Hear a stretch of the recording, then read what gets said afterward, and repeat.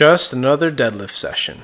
The most confident lift of mine, the strongest lift of mine, and you can see how this 315 just floats on up like nothing, trying to find that groove, find that perfect sweet spot in the deadlift. I was watching someone a trainer, a coworker of mine, who's getting into deadlifts, and he's deadlifting 315, and it's kind of, I see him deadlift 315, and he misses the repetition, and he's moving so slow. And it's sort of interesting because I'm thinking about myself from years ago, or not years, a year and a half ago, when I was sort of in that situation where it's just like it was too heavy and I was slow and I overthought the movement. So I talked to him. I told him, dude, you need to pull a lot faster than that, at least on your working sets for sure. Maybe on the warm-up sets you take your time and find that groove, but you take your time here. So here is 495, basically over 500 pounds because all these fucking plates are inaccurate. This is at least 510 pounds, I'm sure, but it's 495 based on what the plates are here, using some Versus straps, or not Versus straps knockoffs, and I do a triple. I'm actually quite happy about this set. You'll see how that first repetition is pretty quick, and then the one issue I start to have is my stomach and my gut start to push into my belt, and I start to taste my snack, my protein shake I had earlier. So I kind of get out of position there, which is kind of what makes me lose a lot of leverage. It's almost like the bench press or the deadlift is starting to feel like the bench press, where I'm finding missed grooves. Here's my second set of 3. And I actually don't use the straps this time because I wanted to. Man, that was just fast. I'm actually quite happy with these lifts. That one was pretty good as well. I think I felt that freaking pressure in my stomach. I left a message for Johnny Candido on one of the deadlift where he did 8 reps with 500 pounds, and I don't even know how you deal with it, because it's not so much that it hurts. I feel like I'm gonna yak. It's pressing on my, I guess that spot. I don't know. Here I get out of position a little bit and get a little bit of lower back rounding, just a tiny bit, but I'm sore as shit. Anyways, I try to do a rack pull right afterwards, but I'm totally exhausted. This is 565. Because I'm so exhausted, I actually wanted to do 600 pounds. And actually, after watching this video, I'm like, holy shit! I actually got it off the blocks. I didn't think I thought it didn't move. But then watching this video here, I guess if I had someone coaching me, I would have freaking went for it. But I don't know. Being a little conservative. And the truth is, this workout really trashed me. This is my first hard workout after my powerlifting meet. So my deadlift only meet earlier this month on August 4th. And so I do a second set of block pulls here at, I think this is 515.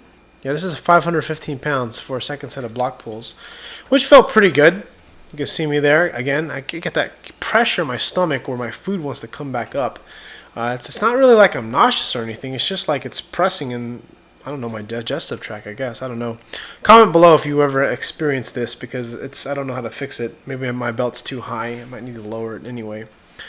I'm trying to get this last rep here with 515, and it's like slow motion. I almost hitched this thing, but I work my ass off to make sure that I don't.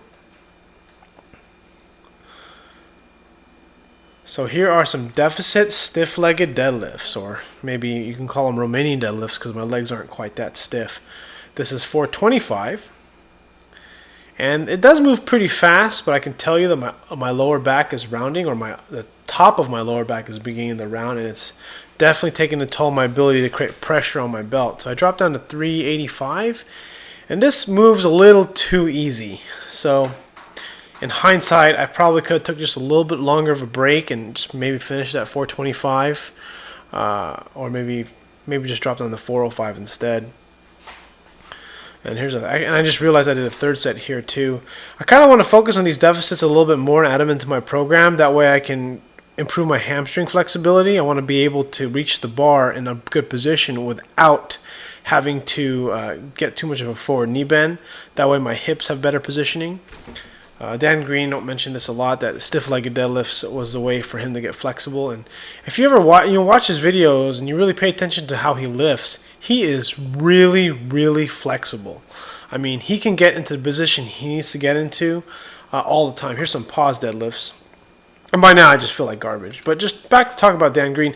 I see him squat like 705. He did for a pause high bar pause squat, and his thumbs are around the bar on his back, meaning that he has really good positioning. He doesn't have to have an open thumb, open grip.